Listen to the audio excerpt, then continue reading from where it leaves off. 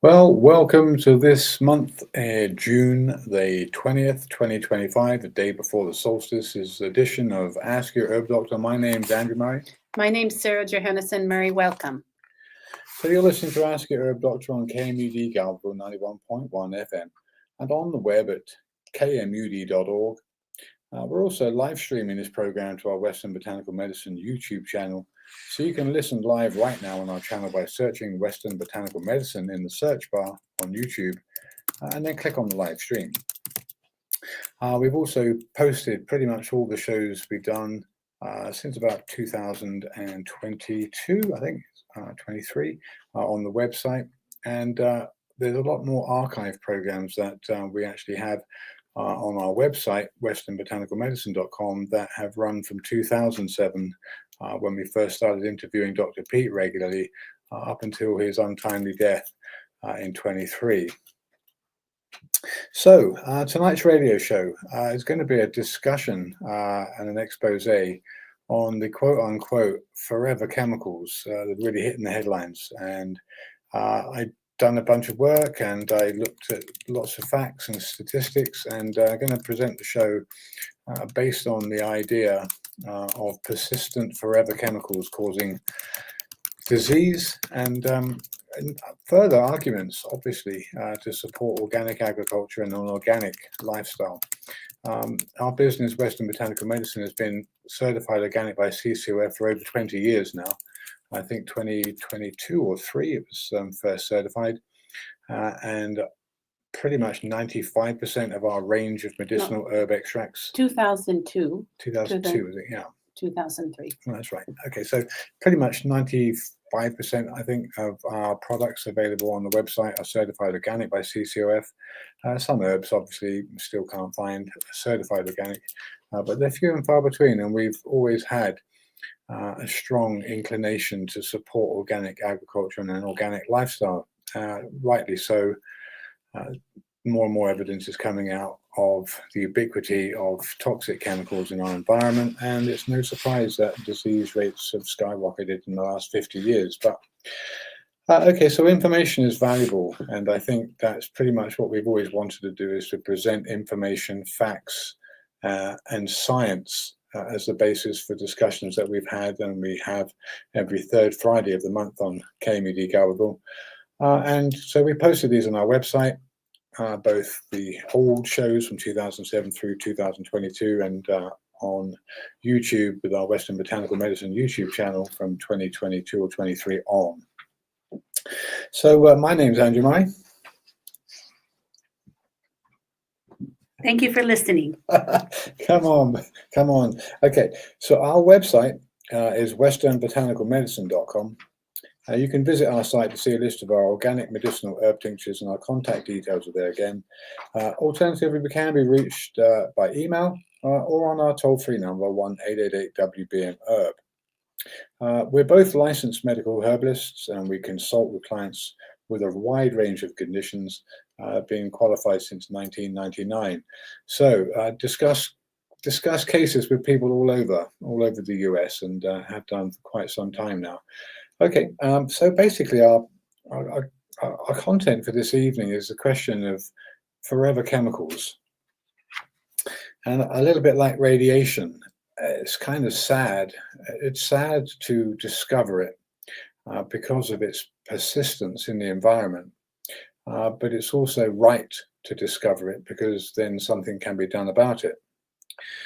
So firstly, let me state that biosolids or sewage sludge and other forms of quote unquote fertilizer are not allowed in organic agriculture.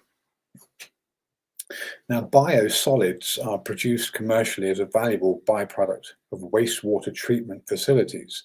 I guess the caveat is valuable. So it's not to say that all biosolids are contaminated, but I'm just the whole program really for the first at least 3/4, I guess, is going to be around persistent forever chemicals and how they get into the environment, what they do, and what can be done about it. But basically, just wanted to cover the whole concept because some people may not even be aware of it. Okay, so people have probably seen agriculture as they drive down the freeway. They see big tractors pulling large, silos, if you like, on their side with wheels, just spraying out a wide fan of material onto the ground.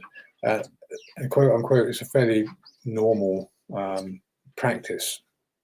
Farmers need good soil and they need good fertilizer, and doing it organically certainly involves a lot of time and a kind of closed cycle of production, from raising animals, keeping their waste, reapplying that to the ground, making sure the animals are given organic food, so the organic waste is organic, and reincorporating that. And that whole thing is like preparing the soil, nurturing the soil, and having a closed cycle of rotation from waste through to crop, through to even the crop's finished waste material being composted and added back. All of these things added back in a kind of regenerative cycle. So this is kind of the basis of organic agriculture. Biodynamics takes it a little bit further with things like alchemical preparations and certain times of the year being specifically used to apply these things, and then harvest dates and sowing dates and that kind of thing all being timed to lunar cycles. And it might sound a little woo-woo perhaps, but I think there's plenty of valuable information and insights into supporting this. So just to discuss waste treatment, it's obviously a huge process.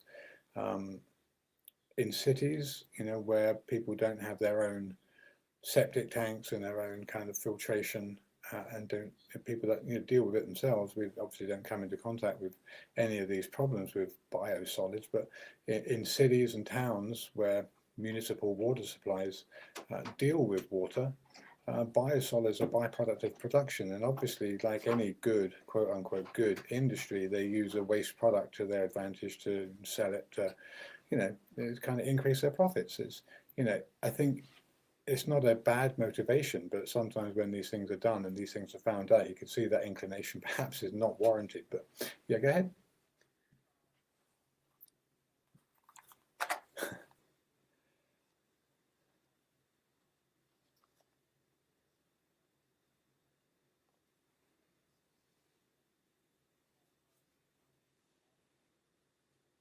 In the landfill.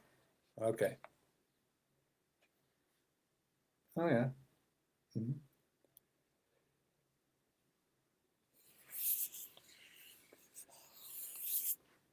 Uh-huh. Can you please repeat that comment that Michael had for our YouTube listeners, because that comment's not going through to the YouTube channel. So you said the Redway Municipal Water Board used to be able to do something with the biosolids, but now it's put in a landfill?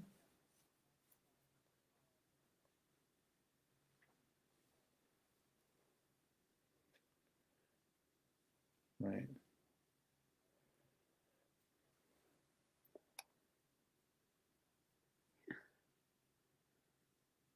Okay, so yeah, Michael was saying that it's creating a methane nightmare in the landfill. Yeah. Right.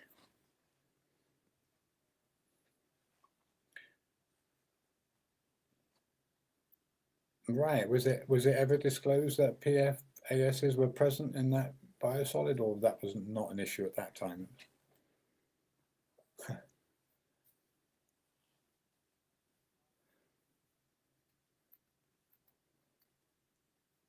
Yeah, good. Sure. Yeah,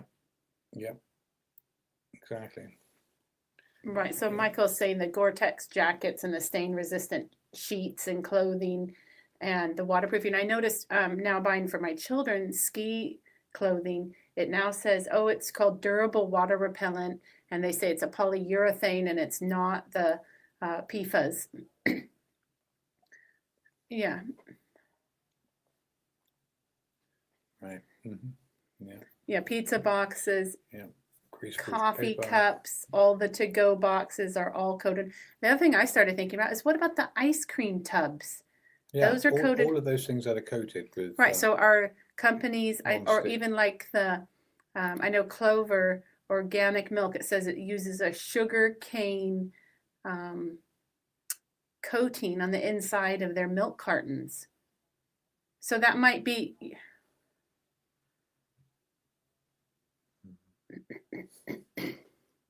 Yeah, so I think, with supposedly they were banned in California in 2024, I think last fall, and the PFAs, all these different type of waterproofing chemicals, and companies are, as of 2025, are not allowed to sell products that contain them. So I think, Clover's been doing this for years, where they have this waterproof coating on the inside of their milk cartons, but who knows what it was before that. Sure. Yes, and yeah, I know. Just because it doesn't have the PFAS doesn't mean that it's another safe chemical. When they legislate against one chemical, they quickly snap to another because industry is keen to fill a void and keep the production going. And then X amount of years later, we find out that that's causing some problem. But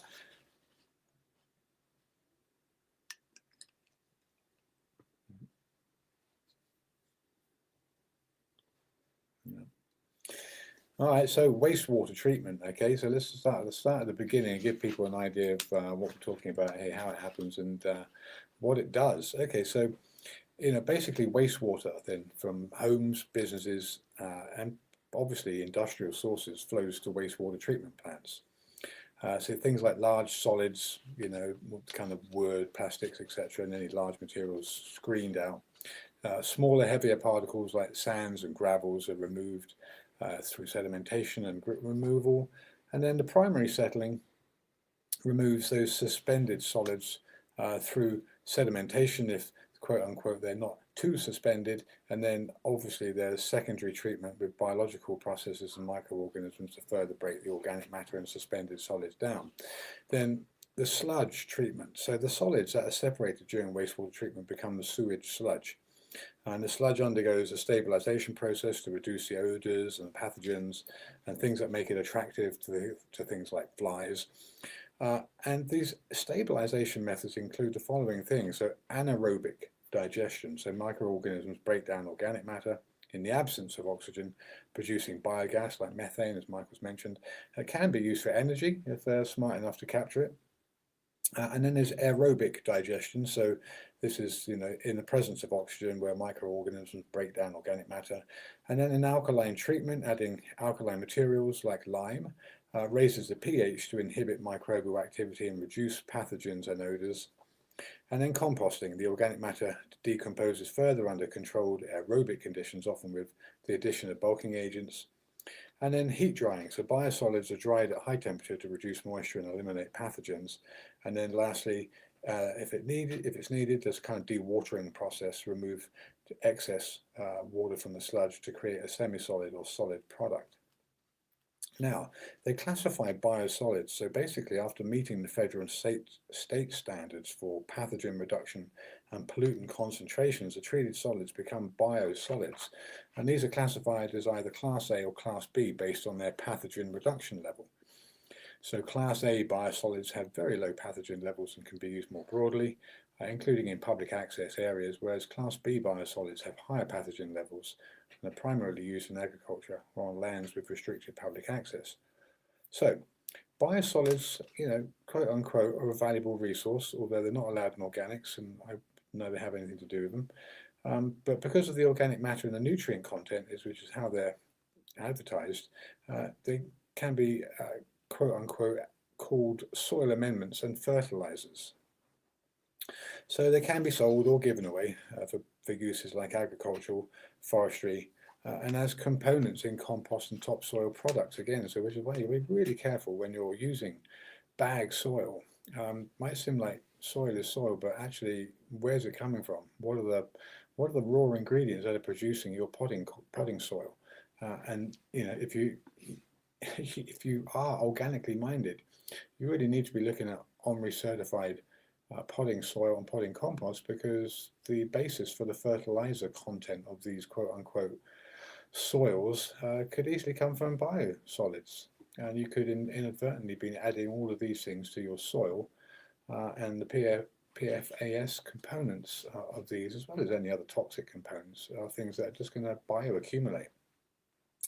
So we get to the subject of forever chemicals. I think you probably heard this word mentioned probably in the last 5-10 years, forever chemicals. So PFASs, what are these? These are the per and polyfluoroalkyl substances. So perfluorooctanoic acid is the PFOA, and perfluorooctane sulfonic acid is the PFOS. So they're largely kind of grouped together as PFASs. So both of these per and polyfluoroalkyl substances are a group of synthetic organofluorine chemical compounds that have multiple fluorine atoms attached to an alkyl chain. There are 7 million known such chemicals according to PubChem, and PFASs came into use with the invention of Teflon in 1938 to make fluoropolymer coatings and products that resist heat, oil, stains, grease, and water. They're now used in products including waterproofing fabrics, such as nylon, yoga pants, carpet, shampoo, feminine hygiene products, mobile phone screens, wall paint, furniture, adhesives, food packaging, firefighting foam, not firefighting foam, and the insulation of electrical wire. So this is just some of the places they wind up, but there's plenty of others, and it's probably too big a list. I didn't want to go into it. But so from non-stick frying pans to stain-resistant sofas, some of the most innovative everyday products are made using chemicals known as these PFASs. So these forever chemicals, so called because they don't degrade and can take up to 1,000 years to degrade, have been used in a variety of consumer and commercial applications since the 50s. So welcome folks, the 50s was the beginning of the downfall of humanity to a large extent because of the industrialization and a massive outpouring of chemicals that were released constantly by these factories, making stuff that would never normally have been in the environment. That's the whole problem. These things would never normally naturally be present, and we've done a pretty good job of incorporating tens of thousands of these chemicals into our everyday life, and we wonder why things are changing so quickly. Okay, so they hang around for a long time. They can repel water and oil, as we've mentioned, and they can resist high temperatures and act as surfactants, by helping different types of liquid mix. There are around 15,000 different PFAS chemicals. Each one has a slightly different chemical composition, but they have at least 2 carbon-fluorine bonds. These extremely strong bonds mean that PFASs don't readily break down. So the bond that affords these PFASs some of its unique characteristics also cause them to build up and persist in our bodies and the environment for decades. So I mentioned 100 years to 1,000 years is what scientists are saying these things are stable for. In 2020 alone, sales of fluoropolymers, a subgroup of the PFASs, exceeded 39,000 metric tons in Europe alone, just in Europe. So with enormous volumes of these PFASs continually entering the world, these extremely persistent chemicals don't get the chance to degrade before more are added. So if you think about this every year, and they take this long to break down. So unsurprisingly, it gets everywhere from rainwater and snow through to soil and groundwater, and as a result, PFASs are built up in the food chain and in people.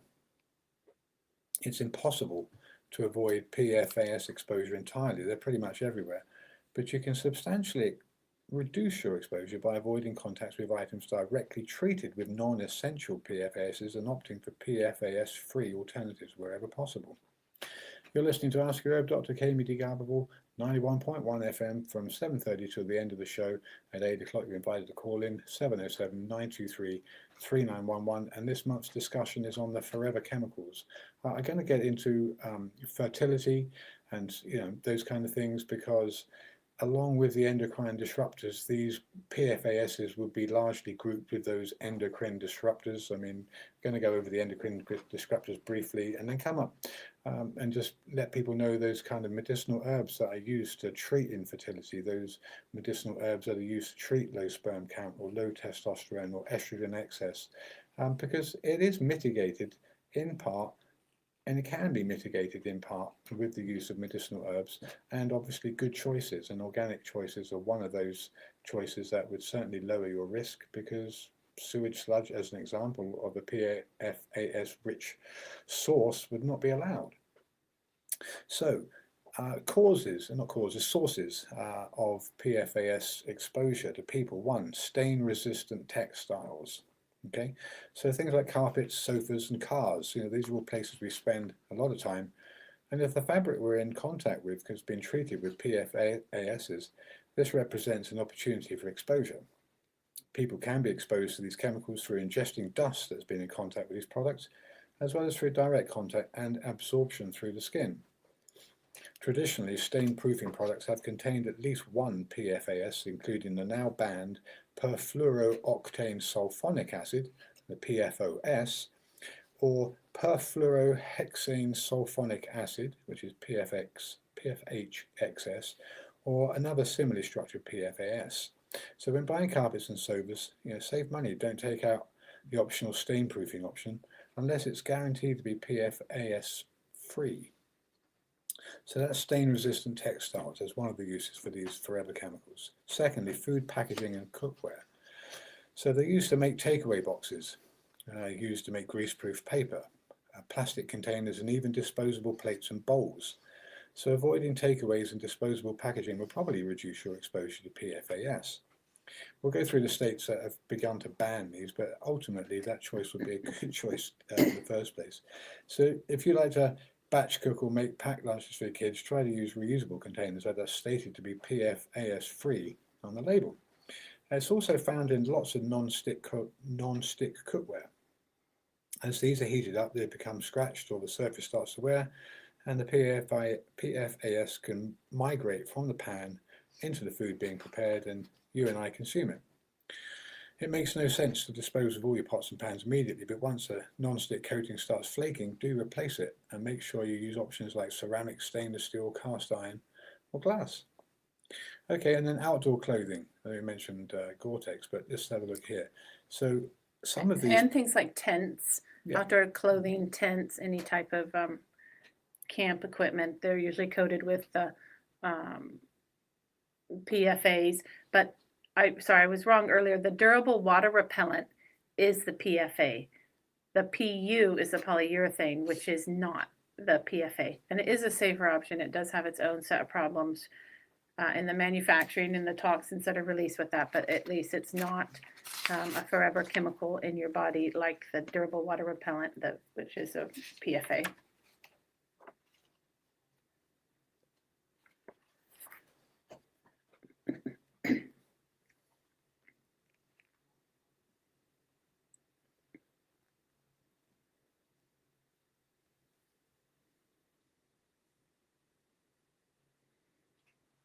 Oh, right. You're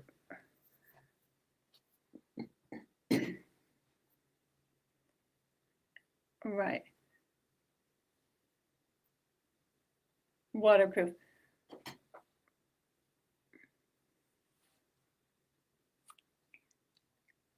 Michael's asking about different natural products that you can use to make your canvas waterproof with paraffin and mineral oil.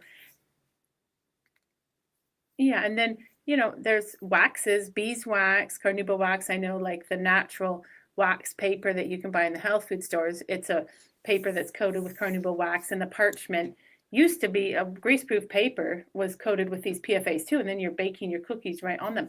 But now a lot of companies, when they say parchment, it's a silicone coating, so that's safer. And a lot of the higher quality non-stick cookware is also a silicone coating on there, which is much more durable and doesn't flake off like the Teflon does. But still, you can use cast iron and create quite a good non-stick surface with that.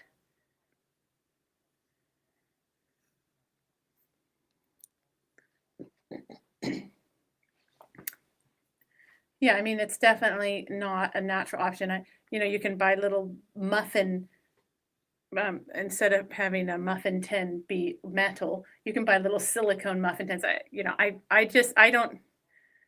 have colors, they're very flexible, you don't know what else is with it. And so, yeah, I tend to shy away from all of that silicone product in general. Okay, so we mentioned the waterproofing properties then to outdoor clothing, such as coats and gloves, trousers and stuff like that, but studies have shown that they don't stay in the treated products and slowly migrate out over time. So to mention, there are many brands, including Patagonia, North Face and Columbia, they now make PFAS-free options. So always check the labels. Okay, and then cosmetics. Okay, I think we have a caller on the air. Yeah, I can't actually hear you, engineer. I can't.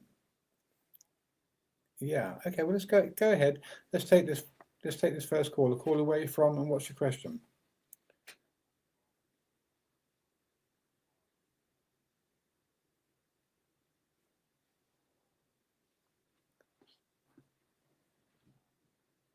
Mm-hmm. Mm-hmm. Hmm. Yeah. Uh-huh. Sure, sure. Yeah, well, Nickwax as a company make a product called Nickwax TX, and it's guaranteed to be PFAS free. I think the Nickwax is using the polyurethane coating. Do you know, caller, what Filson's waterproofing type of chemical, or what's the origin of the waterproofing oil that they send? The caller sorry, I'm going to just repeat your question if you don't mind. The caller just said that he uses Filson's waterproofing oil or ointment or wax. It's a wax, okay. And do you know what type of wax it is? Yeah. Yeah. Mm-hmm. Yeah, and so it's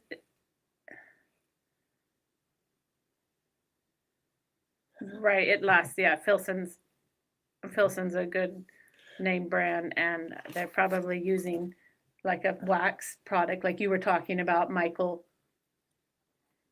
Mm-hmm. Mm-hmm. Well, let's steer clear of the petrochemical and the paraffin and the type, quote unquote, non.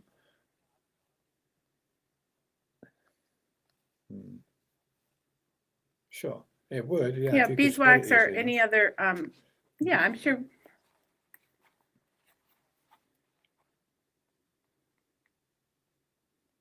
Mm-hmm. Yeah, the wax is too stiff. Yeah. Mm-hmm. Yeah. Right. It's probably like, when we waterproof our wood in our house, or oil it, we have the citrus solvent with the tung oil, and that helps. The citrus solvent helps the tung oil penetrate the wood better. So I'm sure there's natural solvents. Maybe you could use even the citrus solvent to help the waxes penetrate the fabric. Yeah. Yeah. Sure. Right. Yeah. No. Mm-hmm. Yeah.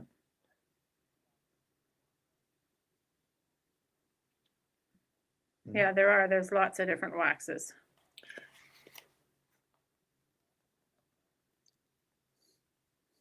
All right. I appreciate your call, caller. Thank you. Thank you so much for bringing that up.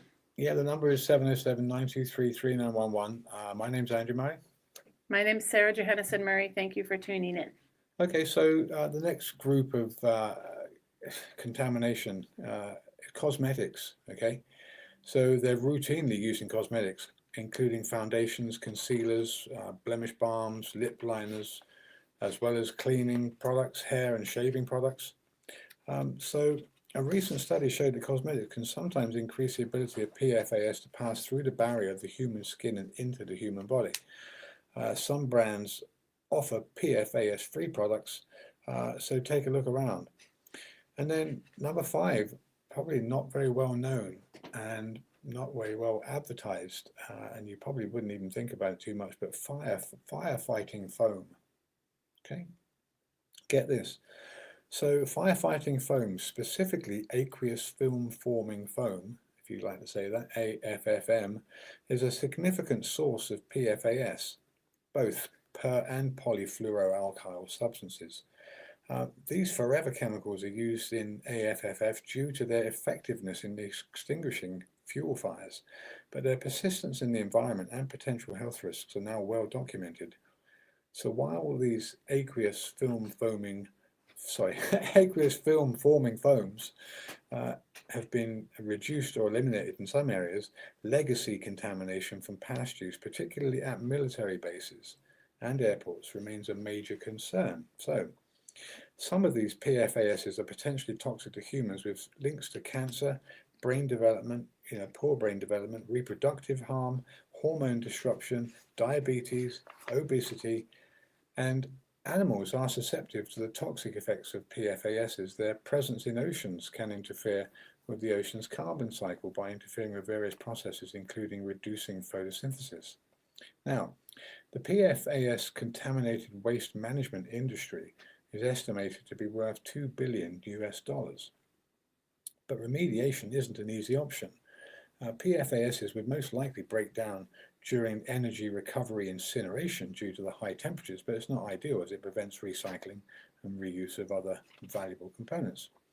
And the US has recently implemented, this is a little bit different now, it's normally England or Europe it does this first, but hey, the US has recently implemented nationwide drinking water limits, while the UK has no statutory limits.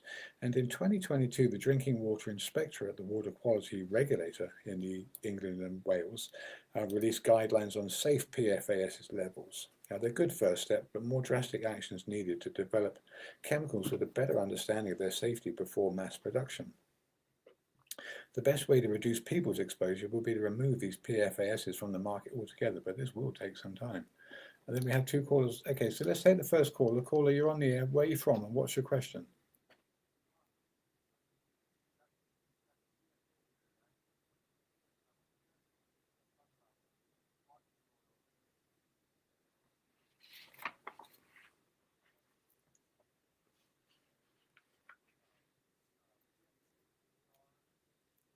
They're called, well, okay, the main chemical name is per and polyfluoroalkyls. So these are what's termed forever chemicals. Well, Yeah, basically Teflon.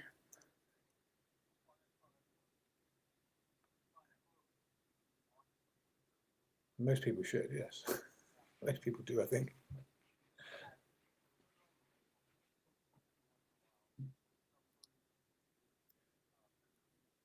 Mhm.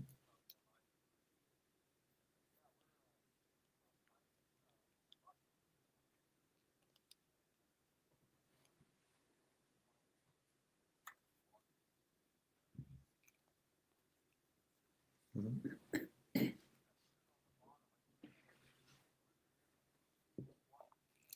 Mhm.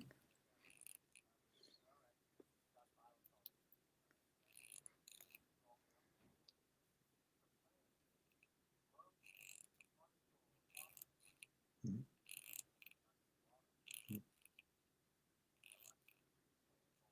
Mhm.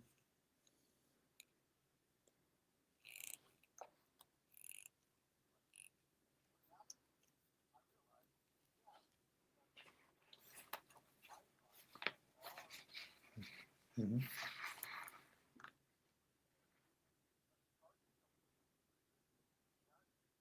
Right. Mhm. Mhm. Yep. Repeat the question.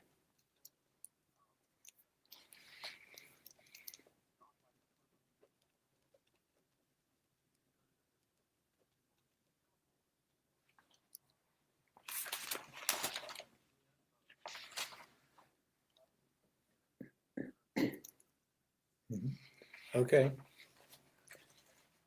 That's, yeah. Yeah, a lot of the chemicals are, lowering sperm count in males and decreasing egg quality in females.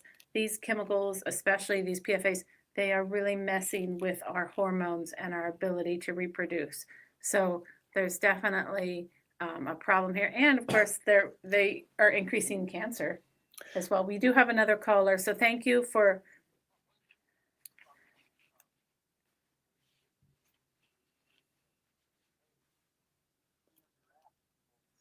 Okay, next caller. Caller, you're on the air. Where you from? What's your question? Yeah, you're on the air. What's your question and where you from?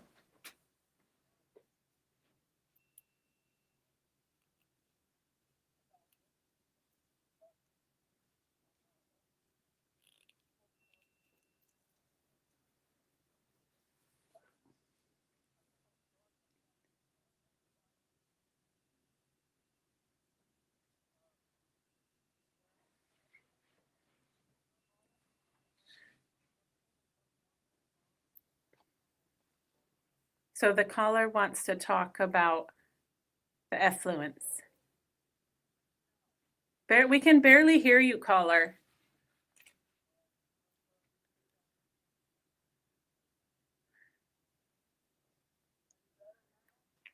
Perhaps, yeah, go ahead.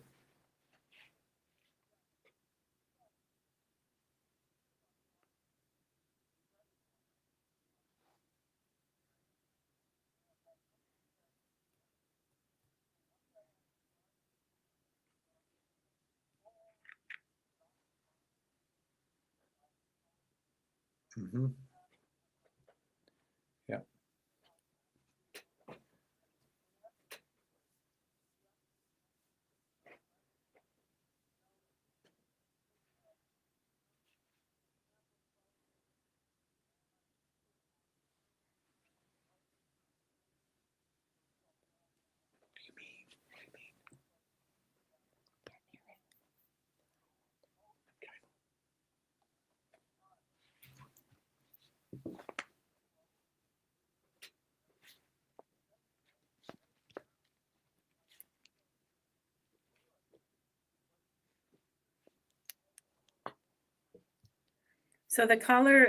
Caller, you're mentioning, I just want to repeat your comment that you were trying to use your gray water from your household drain water, but it wasn't helping your plants and it was a nasty gray looking water until you switched to using all Dr. Bronner's soap products.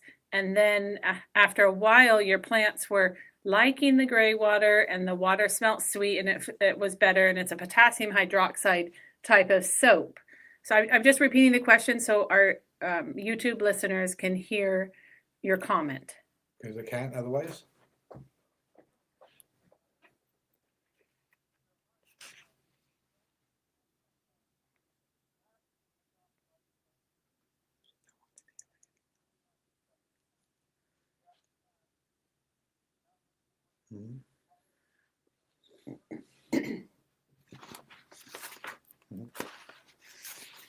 Good. Yeah.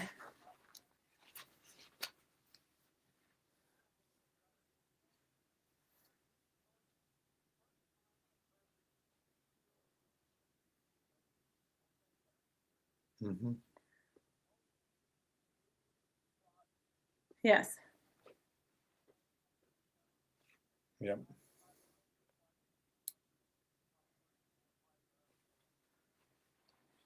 Right. Yeah, no, it's really important for a lot of us people who live out in the woods here that are self-sustainable, and we have to.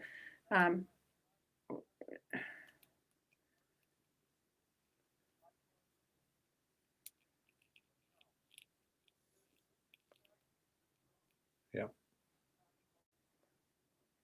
Mm-hmm. Yep. Yeah, you can't. You have to use only biodegradable soaps and. All right. Well, thank you for your call. Thank you for your you're comment. listening to Garberville, KMUD Garberville 91.1 FM. From now till the end of the show at 8 o'clock, you're invited to call in for questions. It's 707-923-3911. And we're talking about the discussion on the forever chemicals and particularly the PFASs. So in 2023 alone, I didn't see any data for 25 or 24, but in 23, nearly £4.5 billion of sludge were applied to farm fields or used in compost, according to state reports filed with the EPA. The states that produce the most sludge, and this is a little bit depressing because we like to think that California is really clean and organic and bio-friendly and everything else, and it's got lots of legislation to save us from all these things because we need the help. California. Well, okay, but here's the thing. All right, we have a lot of people in California. Okay, so California, Florida, and Illinois.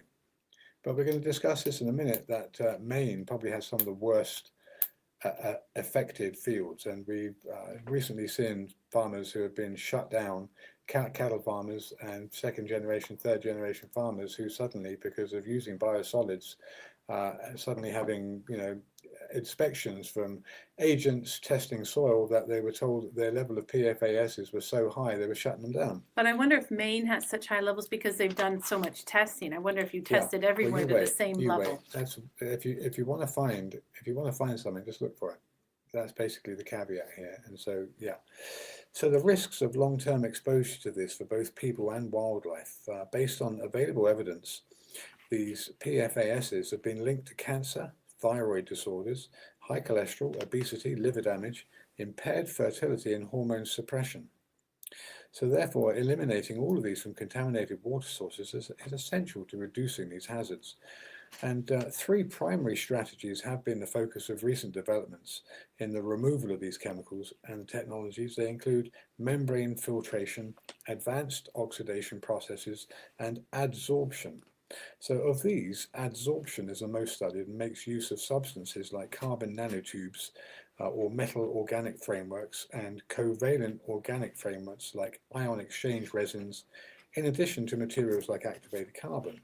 So now we've mentioned this many times, those kind of filtration units that do just this, and Dalton, the British manufacturer of ceramics, does exactly this. They have a 5-stage filter with an ion exchange membrane, and this is the same membrane that's going to capture these charged molecules as they pass through the water. So it's totally possible to get these out of your drinking water. That's not the issue. I think it's potentially contamination from food sources or from containers or from clothing, so there's definitely ways to mitigate this from the drinking water perspective, but obviously we're discussing all those other things you come into contact with that you may not be aware of.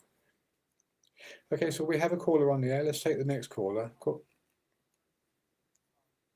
Oh.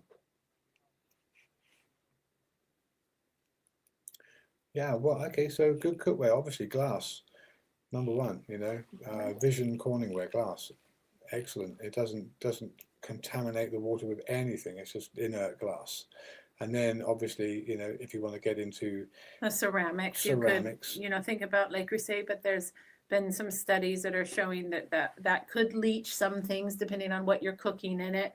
And then of course there's a stainless option, but if you're cooking with a stainless that has nickel in it, then any kind of acidic product will dissolve nickel into your food. Like if you're making a big pasta sauce, big spaghetti sauce in a stainless pot, I mean, definitely you don't want to make pasta sauce in a cast iron because that will really dissolve a lot of iron, and iron is highly reactive and oxidizes quickly and forms a lot of problems in your body. But as far as stainless goes, I think a magnetic stainless is a little bit cleaner.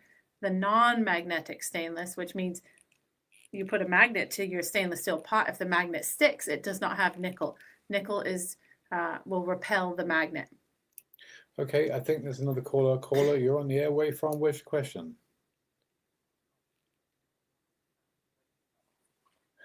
Welcome to the show.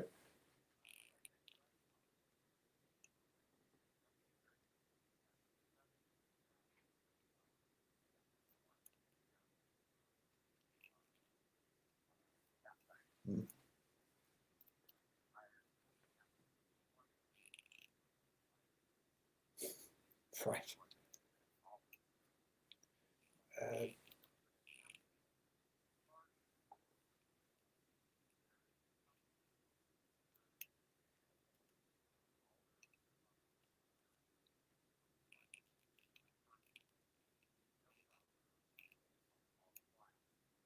Yeah.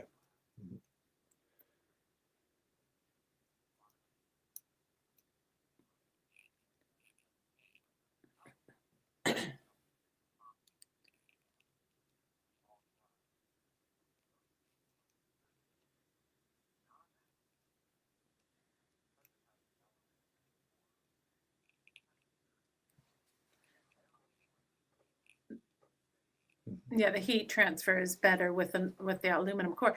But the thing with the all-clad is that when I was researching all-clad, it is non-magnetic, which means it does have a high nickel content, which means an acidic product could leach nickel. It will not leach iron, but it will leach some nickel into the tomato product or acidic product.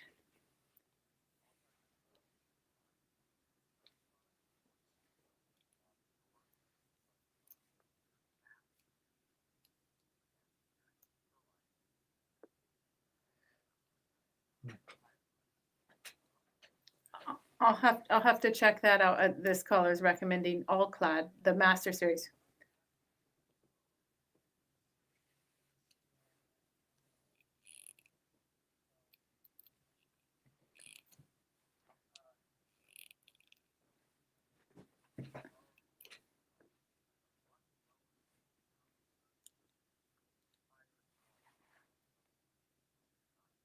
Okay, so yeah.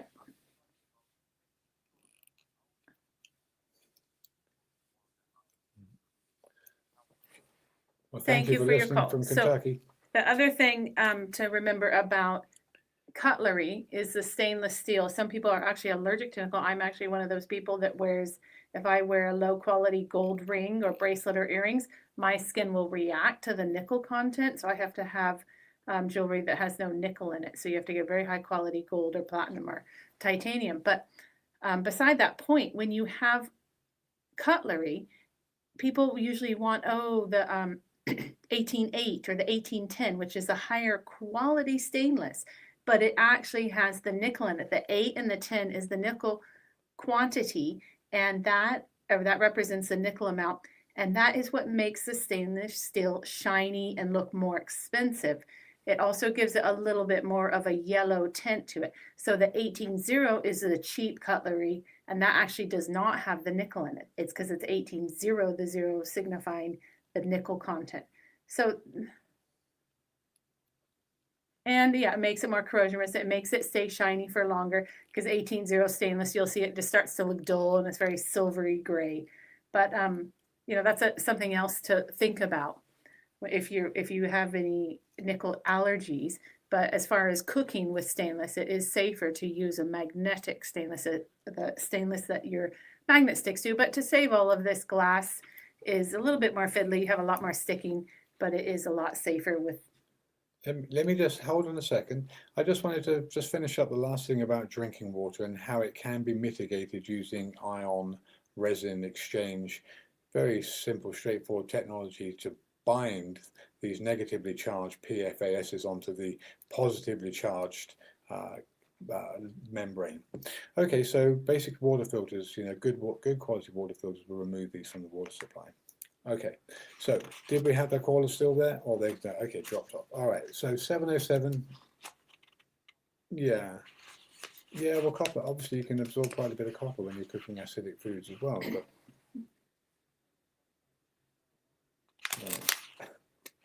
yeah. Yeah, cooking. Mm-hmm. Yeah, I mean, you can do blood tests of copper and zinc, and you kind of want those at a 1-to-1 ratio.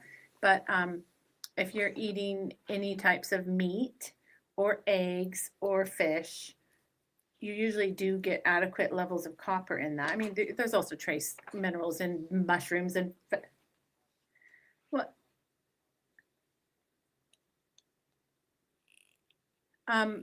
You do want to raise your zinc up if your copper is high to try to compensate that, because it's important for detox that you have those at fairly equal quantities. But yeah, copper cookware, copper pipes.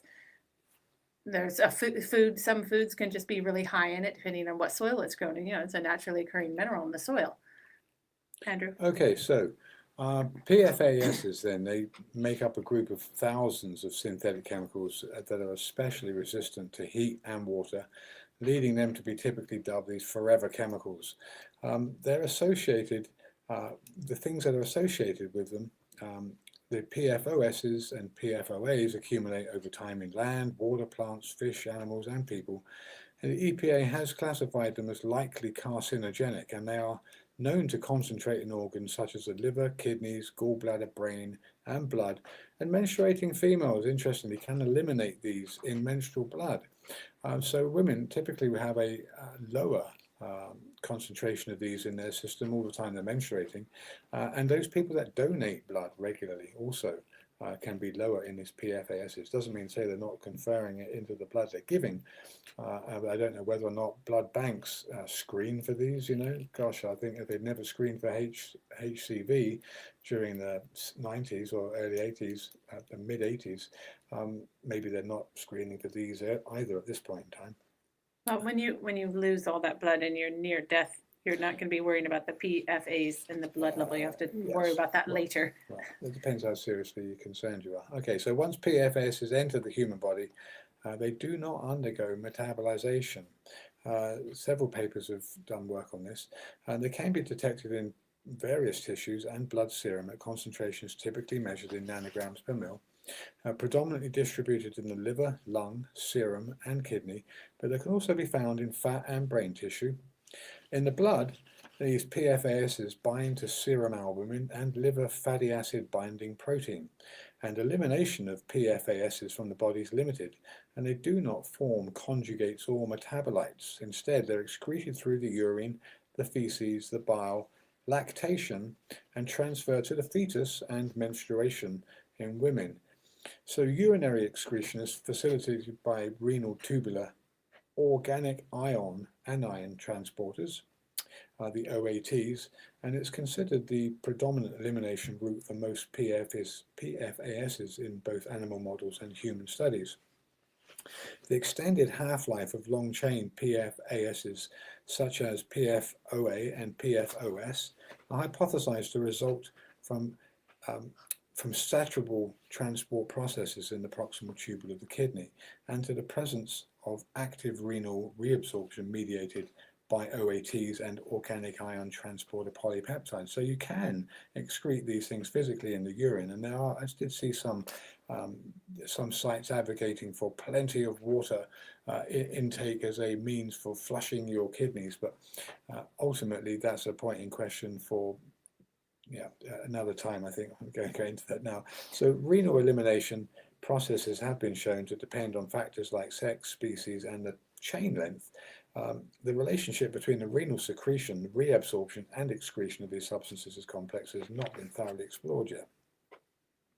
So getting onto the contamination facts about PFASs and what's happening in 2025 as a result of this coming to light. So whilst the exact number of farms impacted by PFAS contamination is difficult to pinpoint, it's clear that a significant number of farms are affected, with estimates ranging from hundreds to potentially millions of acres. The Environmental Working Group estimates that up to 20 million acres of farmland could be contaminated, primarily through the application of sewage sludge. Additionally, the Department of Defense has identified 4,107 high-risk farms in 29 states due to potential contamination from PFAS-laden firefighting foam used near military bases. So based on the 2022 data from larger facilities nationally, the EPA estimates there are about 1.2 million tonnes of biosolids applied on farm ground nationally, and another close to 1 million tonnes are used for home gardens, landscaping, golf courses, and other uses. But just because a wastewater plant produces sludge, as we've said, doesn't necessarily mean it's a high dose of forever chemicals, but cities with high volumes of chemical-related manufacturing are more likely affected. Studies have revealed that the average half-life excretion rates of these chemicals are between 2.5 to 6 years, but continual exposure concentrates these chemicals in the tissues mentioned, and with the environment, these PFAS can persist for hundreds, if not 1,000 years, as we've mentioned. And Maine is the only state so far to outright ban the use of biosolids as fertilizers. In 2022, Michigan required testing biosolids before they can be applied for land, and 50 farms or more are in a legal battle in Maine alone after PFAS contamination was found, and many more are expected. So we wanted to get into the whole endocrine disrupting chemicals and hormone disruptors and herbs, and we didn't even get a chance to cover it. But next month we'll start July's Ask Your Herb Doctor by covering those things to combat estrogen dominance, go through some hormone disrupting chemical endocrine disruptors, medicinal herbs that can be used totally to support testosterone production in males, to improve sperm count, libido, fertility, for those herbs that will combat estrogen dominance, and basically cover those things that affect brain cognition and development, etc. These things that would be normally affected by these very chemicals we're talking about. And in order to help your bodies detox the PFAs, these forever chemicals, keep your detox organs working well, make sure you're using lots of safe products in your home, your clothing, make sure you're drinking lots of water or other liquids, make sure your bowel movements are regular and frequent, and make sure that you're taking your bitter greens, your bitter herbs to keep your liver happy and working well to detox these chemicals. There's lots of herbs you can use to help keep yourself regular. Cascara is a wonderful laxative herb. Use in the right quantity if you have problems in that area. And keeping your kidneys flushing these chemicals out is important with lots of liquids. So there are things you can do to help flush it into your septic tank. It's not a lost Just don't use your biosolids after that. And donating blood. It's not a lost cause, but things like phthalates, bisphenol A, pesticides, flame retardants, parabens, polychlorinated biphenyls, and dioxins are all part and parcel of these awful endocrine disruptors. And until July next month, third Friday of next month, my name's Andrew Murray. My name's Sarah Johannesson Murray. Thank you for listening, and enjoy your summer solstice tomorrow. Good night.